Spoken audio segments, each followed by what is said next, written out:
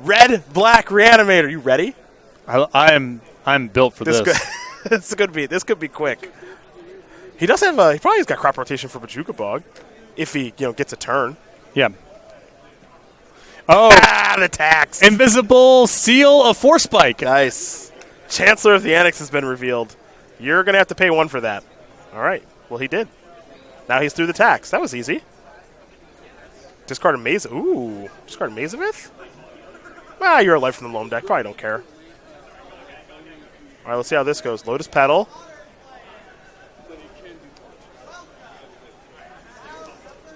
Polluted Delta.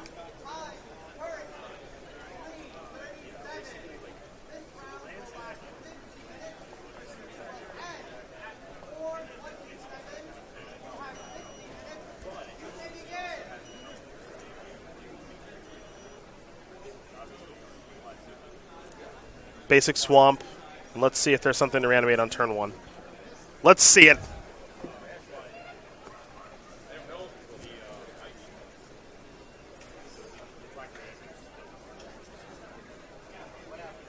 Devin had a very explosive draw the last match that we watched him. He'll play a Faithless Looting now. So he'll draw 1 and 2. Well, at the very least, he can get back Chancellor. Yeah, that's confirmed, assuming that he has a 1-mana reanimation spell or an extra source of free mana plus a 2-mana. Yep. So there's Chancellor and there's Gristlebrand. I see a Reanimate in hand. There's also a Thoughtseize over there. There's also a Chrome Mox in hand. All right, Chrome Mox going to exile Thoughtseize. And now Animate Dead. Yep, I had a feeling we were going to see it at Bajuka Bog. Yep. If there was a way for Devin to lead out here with that Thoughtseize, I think that would have been great news for him. I'm not sure if that ever would have materialized, though. He might have just needed every bit of mana and card in hand and just has to hope that crop rotation isn't there. Yeah. Because now his whole graveyard's gone. And the crop rotation, that's a common. Yeah, that's a wild common. Yeah, that's a common. And now we have to know the rules with Animate Dead and no creatures in the graveyard. I guess Animate Dead just stays on the battlefield. I think it just hangs out. It's just looming. I believe the original template was target dead creature. Yeah. Nice. This is one of the corner case rules involving cards from Alpha that I do not know the rules for. I don't know how this works. This is your wheelhouse. I know, and I don't know how this works. Okay. Let's get Animate Dead up on the screen. It's a really crisp and concise template. Should be illuminating. Shouldn't be that hard to figure out. An iconic design. Enchant dead creature. Any creature in either player's graveyard comes into play on your side with -1 to its original power. If this enchantment is removed or at the end of game, target creature is returned to its owner's graveyard. Yeah, it doesn't persist through games. Thanks for clarifying. Target creature may be killed as normal. So I think it just stays in play. Well, it goes to the graveyard because there's nothing for it to enchant. Whatever. I have no idea. Dilks cast Life in the Loam, got Maze of Ith back. We got Dark Ritual. Dark Ritual into Entomb, into being able to get something back. The question here is there something that Devin can reanimate that Dilks cares about? He basically, I think he needs to get Gristlebrand, reanimate multiple things, and sort of go wide. Okay. There isn't one, I don't think there's one knockout punch here. Okay. Because the interesting thing about this build of Reanimator, it doesn't have Tidespout Tyrant or anything. Oh, no, like he does have a Tidespout Tyrant. Oh, he's got a Tyrant? Okay, well, I'm surprised he didn't just go for that. Well, I guess it might be like you said. He might need more gas. He might need Gristlebrand, draw 14. Now I can go get a Tidespout Tyrant because this is all the deck does. Well, we ain't drawing 14 this game, baby. Drawing 7. Yeah. Because it was a Reanimate. Yeah, because it was Reanimate. I mean, he's down to 0 cards in hand, so I think he needs a Gristlebrand, then Tyrant with material to go to work. I'm with you on that one. Sire of Insanity, really not very good against this deck. No, I mean, they operate with all on the battlefield and can just loam and do their thing, and they don't need a hand. So I would not get Sire. We'll see. We'll have to see exactly how low Devin is now at this point. We'll get a light total update in just a moment. Looks like he's at 4. Even animate dead creature is confusing, because does that mean it had to be a creature that entered the battlefield and then died, or does that just mean any creature that's in a graveyard? It's unclear. It's unclear. It's unclear. So what's a little humorous here is that Punishing Fire can just win this game by itself now. Yes. If Dilks is playing them, of which he's playing 3 copies. Because Maze of Ith will, well, okay. Druid and Tomb. So Maze of Ith can take care of the old Gristlebrand all by itself. Well, now I think the line is, now we get the Tidesprout Tyrant, bounce the Maze of Ith, pull up 7. Yeah. And then winning from there shouldn't be that hard. And if you can keep an instant ready, then Tidesprout Tyrant basically covers you against any sort of merit-related shenanigans. There's a Lotus Petal. Use the Lotus Petal. Here's an Exhume. Going to get back the Tidespout Tyrant. This is a Lotus Petal. Bounce your Maze. Attack you for 7. Go to 11. Now, I want you to remember, turn 1. Oh, Bajuka Bog. Yeah, he got bogged on turn 1. He got bogged. And it hasn't mattered at all. There's a Delta. Pass the turn back. That's pretty nuts. Yeah. I think this deck, when it's not playing against dedicated Graveyard Hate, is pretty intense, and even against main deck instant speed Bajuka Bog. Just slugging all along. Well, the plan was to actually try to Punishing Fire Devin Odzana out, and now that's off. Yep. Matthew will still take the shot with the Punishing Fire, bringing Odzana down to 10 total. But there's a Gristlebrand and a Tidespout Tyrant to contend with, and those are very hard to beat. It's a really impressive display by this Reanimator deck. I agree with you. Chrome Mox the draw. So get a Boomerang going. Put it all back in his hand. Just all the lands? Put it all back. Yeah. Trigger, get that out of here. I like this. Yeah, you can do this. Yeah, we're all done. 7 and 5 is 12. Yep, that's easy. Matthew Dilks is going to concede this game. So Devin Odzana is going to win game number 1 here over Matthew Dilks. Black-Red Reanimator very quickly up a game here over lands. You see our scoreboard. Daryl Ayers with Amulet Titan up a game here over Justin Bova playing Burn, and Edgar Magalhaes playing Red-Black Aggro up a game here over Brandon Dempsey playing Mono-Green Aggro. Time to go to those sideboards, see what Dilks does have. He kept a hand with a turn 1 Bajuka Bog via crop rotation, and that was no good. Maybe these 4 Crows and Grips, 4 Sphere of Resistance, 2 Chalice of the Void, 2 Sulfur Elemental, 2 Tireless Tracker, and an Emrakul might be okay, but there's nothing great there. I mean, the Chalices are not bad. Chalice on 1 is legitimately disruptive. I think it's too easy for Odzana to play through Sphere of Resistance, so I think that's probably about the end of the sideboarding. For Devin, 3 Pack Rat, 3 Stronghold Gambit, 3 Reverend Silence, 2 Ancient Grudge, 2 Duress, an Iona, Shield of Emeria, and an archetype of Endurance. Probably still want the Stronghold Gambits, right? Yeah, I think Stronghold Gambit probably comes in any time where you know that the coast is clear, and if you think your graveyard could be under attack. Both are the case here, so I expect those to come in. I don't think I'd really mess around with anything else here. Well, this is pretty straightforward sideboarding. Pretty straightforward match, too, I think, honestly. That was really impressive, though. I mean, yeah. Being able to get the graveyard nuked on turn 1 and still just truck along without that much difficulty. Got to put on pressure or have multiple pieces of interaction. Pretty easy stuff. Yeah. Pretty easy stuff. Let's go to the weekly sale, where you can save up to 50% off select playmats and sealed products. Talk to them. Well, every Monday, 11 a.m. East Coast time, you can head over to go.starcgames.com/weekly sale and check out the new weekly sale. For a limited time remaining, up to 50% off select playmats and sealed products. But tomorrow is Monday, so make sure to be checking back to the website to see what the new categories are. We call that the hard sell. Go.starcitygames.com/weekly sale. Bookmark it. Yeah. And trust me, Patrick is browsing around there a lot. Oh, I am nosing around SCG for the good buys. Got some more. You got $41 store credit left. I know. Got some more questions here on Twitter. Got big plans. Why do people love Bloodbraid Elf in Scapeshift? From Barzon. Because the deck is nothing but air anyway. It's just more air. I think there's this conception sometimes about Amulet Titan where it's, Well, you just combo out. That's the only thing that you can do. Escape shift for Amulet Titan.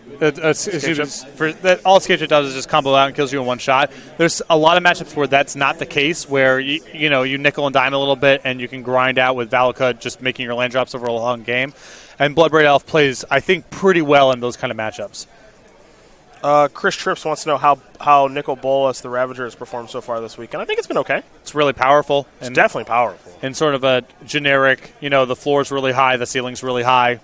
It's excellent, and it's been excellent on camera. Yeah. I don't think it's the kind of thing where you cast it, you win the game, but it's just a really good card. It's hard for it to be bad. Yeah. And there's moments where it's outstanding. Let's see. Anthony Rodarte, and Anthony, if I got your name wrong, I apologize. If Stoneforge was unbanned in Modern, would Kolaghan's command be enough to keep it in check? There's so much to unpack with the Stoneforge Mystic conversation. It's hard to narrow it down to a single thing. I don't even know if it would be particularly good or not. I just think I don't really have that much interest in just another cheap, powerful card being unbanned in Modern. I don't think it adds very much to the format. The format is already nothing but that. And it's already really good where it's at. Yeah. Not to say we can't improve it, but I actually kind of like where Modern's at quite a bit right now. I think it's safe power level-wise, and when Wizards feels like they really need to mix up the format, then unban it, I guess. But it's a good spot right now, I just don't see it making the games better. I don't. Chancellor of the Annex was revealed.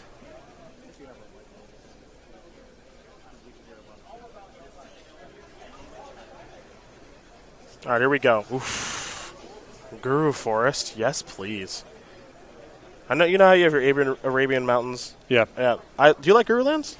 I played them a little bit when I had one basic land in some Modern decks. Okay. Then I got rid of them because I just didn't like them that much. Yeah, it's my favorite one. They're okay. I like that it's a promo piece, a promo card that is its financial value is kind of tied to the fact that it just looks really cool. Yeah. Yeah. I mean, they are rare. That's part of it, too. But people just sort of universally like the look. I think they're amazing. Yeah. Faithless Looting here off of a Lotus Petal. We could have another turn 1 reanimation. It's a little too ostentatious for my taste, though. Well, I figured it wasn't really your style, but I thought I'd ask. I didn't know if there was an exception. I've played with them. Yeah. Those are my favorite lands in Magic history. What do we got here? Dark Ritual. Boy, this deck is ridiculous. It's nothing but unfair cards. Here's a Thoughtseize. Clear the path. What you got? Sphere of Resistance, Gamble, and Punishing Fire. Some other red card. You get a Gamble. Take the Gamble because that hand's air. Yeah. Is it the Sphere? Okay. All right. Yep, Exhume. Get back, Gristlebrand. We're probably done. Boop, boop, boop, boop, boop, boop, boop. Boop, boop, boop, boop. Ba-do-do-do-do-do-do. Don't get off of this match. We're going to watch it. Our producers asking where I want to go next. No. We got a lot of game left here, boss. Unmask. Keep going. Yeah. Leave them with nothing. We'll go where whoever tweets at me first if they want to see standard or modern. First tweet wins. Where we're going after this. Do. I'm leaving it up to the audience at home. That's called engagement. Yeah, just don't stop dunking. Yeah. We don't stop this until you Tidesprout Tyrant all 3 of his permanents back to his hand this turn. Okay, fine. That's it. Tap out. That's it. Tap out. That's it. Was that fun? Was that fun? First answer was standard by Samuel Grabner, so standard it is. Followed by 17 people requesting modern. By actual 1 million people picking modern. Boy, that's tough. Boo, boo, boo. Should I go with the majority or first answer? You said first answer. I said first answer. I said first answer. Samuel wanted it more than the rest of you folks. Yeah. That's what that was. So standard it is. Sorry, Daryl and Justin. Ba-doo.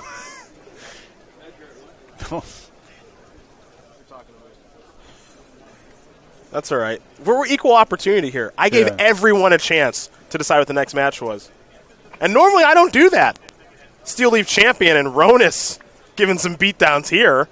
I see a Scrap Heap Scrounger, a Thopter token, and a Rekindling Phoenix. Oh, Edgar turned some creatures sideways here, looking to get a little bit aggressive.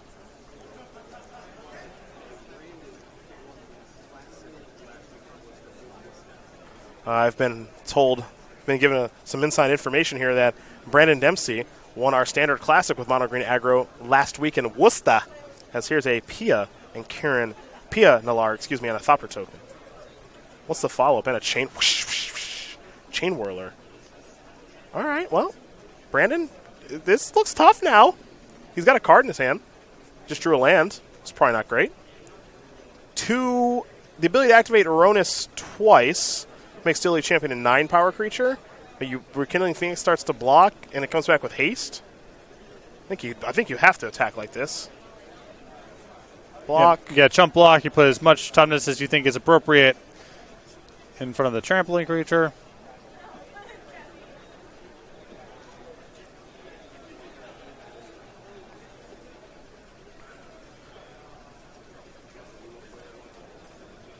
They're all tied up. Yeah, we're so good.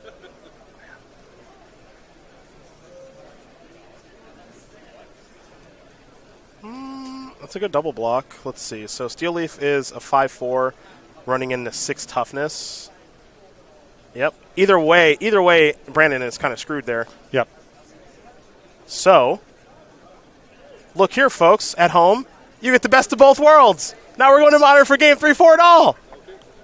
Got to go, hop into standard match, see a double block. Now we go over to Modern. Now we go over to Modern where there is no blocking. There's no blocking. That's right. All right, Bird versus Amulet. Daryl Ayers, secretly one of my favorite players on the SCG Tour. Yeah. Easily. Uh-oh. We're going to do an in-camera adjustment right now. Whoop. Whoa. Whoop. Technology. Let's see it on the right side. Whoop. Get a good look there. Justin Bova. Let's do this. Turn 1 Amulet. Wrong match. We'll cut to the right match here in just a minute. There we go. Monastery Swiftspear in full 1 off of Inspiring Vantage.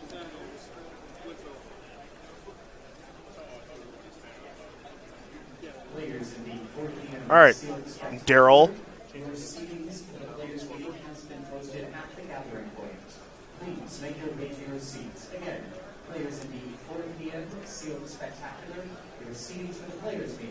I want to see some fireworks here. He's got a Gruul Turf. You said this is generally a good matchup for Amulet? I think so. Yeah. Explore. It's a good Magic card. Play another land here. Play a Gemstone Mine. 3 mining counters. You need to blow up the Amulet. That's really important. Yeah.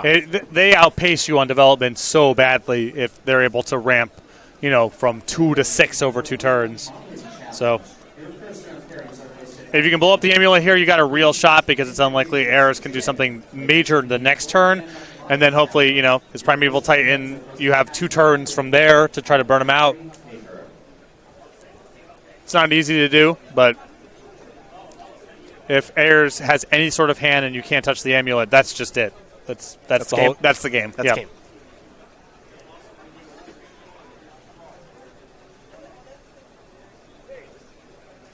All right, let's see what we got here.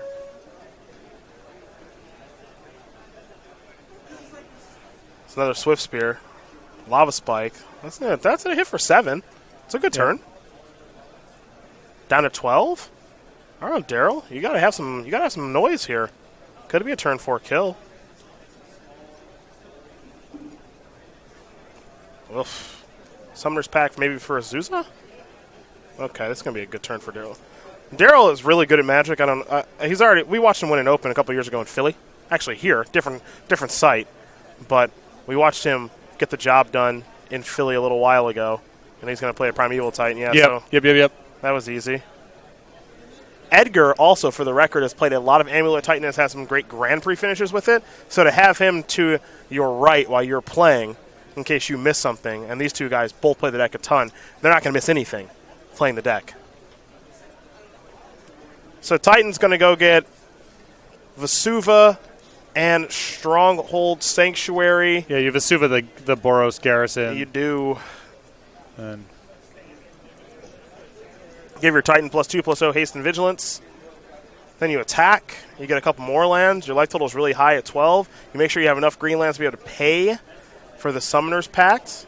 Don't want to lose a game that way. That's a Slayer stronghold, pardon me.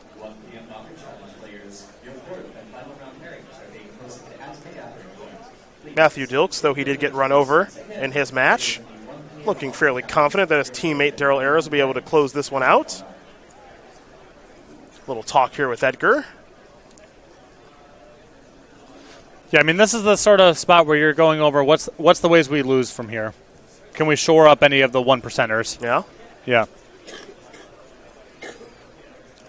You can't get burned out from 12. There's probably nothing you can do if you get randomly Blood Moon and can't pay for Summoner's Pact. Yeah, I don't think there's anything he can do about that. But that's so unlikely, so you don't worry about that. Kalani Garden and a Simic Growth Chamber will come on down. Titan, of course, dealing 8 points of damage there. Trample, Vigilance, Haste, all that good stuff. Pass the turn back over to Justin Bova, who is now pretty far behind. The other hope here is if you have Path to Exile, you can path the Primeval Titan. Ayers had to spend a lot of next turn just paying for Summoner's Pact, and you might be able to squeeze 2 turns out that way. But, yeah, and there are 2 paths in Bova's sideboard. Any deflecting palms over there? 0. Okay. Here's a Lava Spike. We're going upstairs.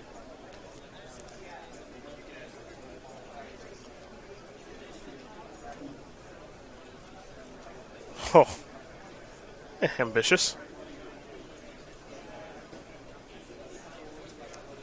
A little surprised not to see Primeval Titan blocking. Well, I guess it makes some sense. It trades with a Bolt. Yeah, that's true. Gonna pay for the Titan. Draw a card.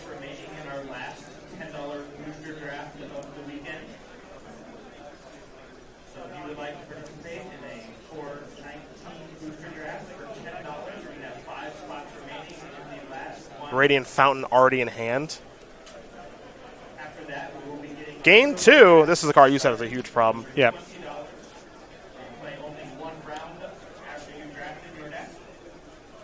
And it appears as though it might be time for old Prime Time to get in the red zone here.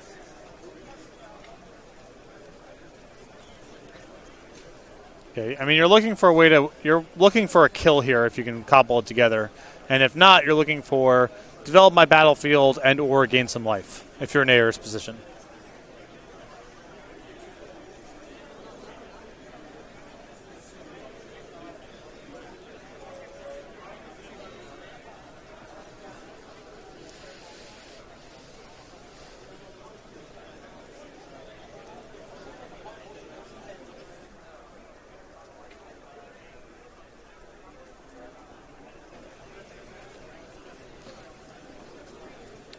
But you kind of don't want to hang back and block here. One, because Primeval Titan has so much value as an attacker.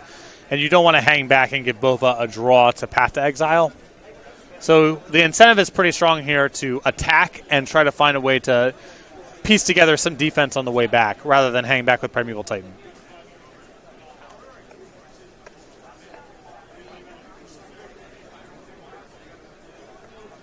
Interesting. A lot to think about here. I thought Daryl was in such great shape, and maybe that's not the case. His position's still not bad, but if his hand's just a bunch of mana, he can't get very far. Yeah. He gets an attack, he gets a hit for a bunch, but if he's just no defense, no gloves up on the way back, and he can't find anything meaningful to defend himself with, and keep in mind, he's already made his land drop for the turn, and he can't search up Radiant Fountain or the Garden. That's already accounted for. So there really aren't any lands in the deck that let him do anything really defensive here, unless he dials up some Vesuvas and copies what he already has. I think he might be thinking about, can I go to the attack step? Does Justin just have a Path to Exile to make this kind of easy? No, if he had a Path to Exile, you would have seen it last turn. He would have just pathed and bashed. Okay. Because now he's consulting with his teammates. All right. I guess I've seen all sorts of stuff, but I would be shocked if there was a path coming here. Going to get a basic amount and going to fall down to 10 will Justin.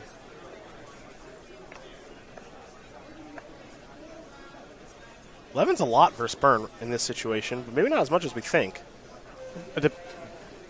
Searing Blaze puts you to 8. So this is end step. Yep. Wow, okay, so Ayers just didn't have anything Yeah, he just didn't attack. He didn't have anything to tutor up if that was the case. Yeah.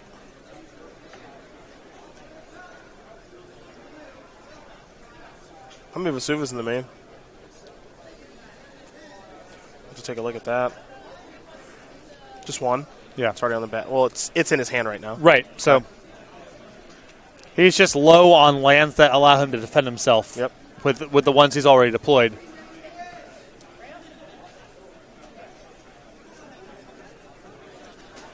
And now Justin Bova will pass the turn back, which is good news for Daryl. Yeah. Not great news for Justin's team. What's really unique about this is Deflecting Palm is the card that Daryl's most scared of, probably. Yeah. Well, yes, you were scared of Deflecting Palm, but also now you're at 8, you're dead to normal cards too. Yeah, so now you just kind of have to probably make a move. Well, you try to find out a line that splits the difference here of trying to play around Deflecting Palm while also trying to get the game with over as fast as possible. But it's not like Ayers is in a position where, all I had to do is play around Deflecting Palm for the whole game and I'm fine. Mm-hmm. He can just die to spells out of Bova's hand.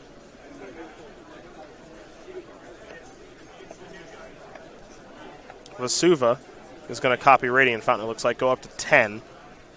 And that's that's essentially a test spell in this spot, because if Bova fires off a Skullcrack to stop it, well, now you're in the clear from Deflecting Palm. He's only down to 1 mana.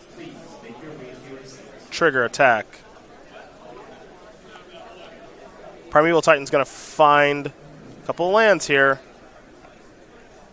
Looks like the combination we're very used to seeing, which is Teleria West and Simic Growth Chamber.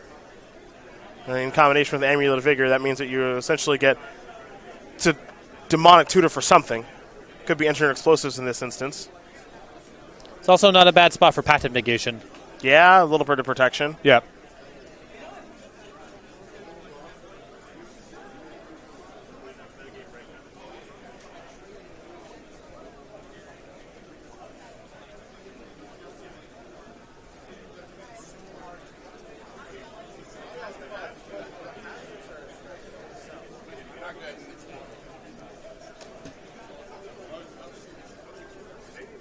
So land returned, and it was unsurprisingly Teleria West.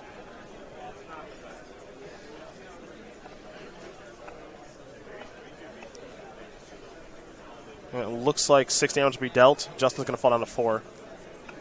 And Daryl is going to transmute Teleria West. It could be EE, it could be Pact. It's going to be Summoner's Pact. What does he want to go get here? I mean, we really surprised to not see another Primeval Titan. I don't know what better option he has. Mm-hmm. Looks like he's going to get a Souza. Okay. I mean, if it's a Zuza, he probably has ambitions of bouncing the Radiant Fountain or the Garden a few times. Yeah. I do not believe he's played a land yet this turn. Just found lands with Primeval Titan. So there's a Gruul Turf.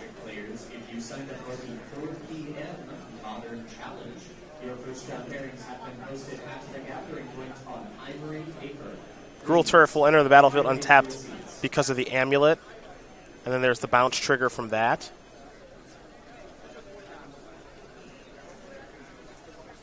Looks like there's going to be a response here. It could be Skullcrack. It's going to be Searing. Ooh. It's pretty good. Wow, and this is with a trigger on. Yeah, that's pretty good. This is really bad for Ayers. Response. Okay. Braid. Oh, he's going to braid his own thing. Yeah. So he doesn't take the damage from Searing Blood? Yeah, it's not Searing Blaze. The thing actually has to be dealt damage and then die at some point to trigger. Okay.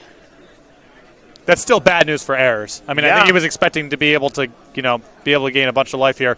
Now he's dead on the way back to. If what he's got is face up, he's dead to a ton of stuff. Bloodstained Mire was the draw. I mean, really, any 2 castable spells is lethal here. Yep. Because you get the prowess triggers off the Swift Spears. 2 spells means the Swift Spears would deal 6. Right, and so what 2 spells are there that don't kill from here?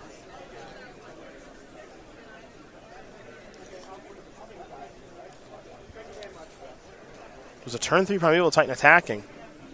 I believe, yeah, it was turn 1 Amulet, turn 2 Explorer, turn 3 Amulet Titan attack you, and Justin Bova still may win this game. Ayers has still got to remember the upkeep on his pack, though. It's very true.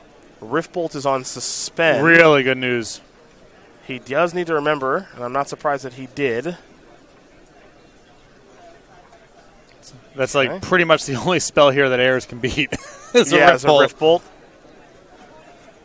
Gemstone Mine. Does he go towards Slayer's Stronghold here? Is there any reason to do that? Are they still trying to play around Deflecting Palm potentially? Can they even afford to do that? No, you're so likely to die next turn. It's the same spot as usual. Attack with the Titan with the Slayer Stronghold plus Boros Garrison. Trigger, search up 2 lands. Gonna go get Sunholm plus a Gemstone Mine. And that means that he'll be able to activate the Sunholm and give his Titan double strike. And now presumably that's enough to do it.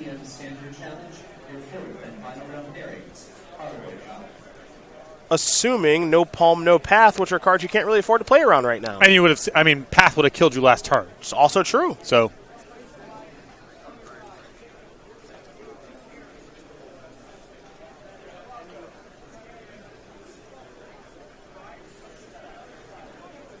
that is going to do it. Daryl Ayers, off the back of Primeval Titan, is going to win this match here for him and his team. The team of Matthew Dilks, Daryl Ayers, and Edgar Magalhaes.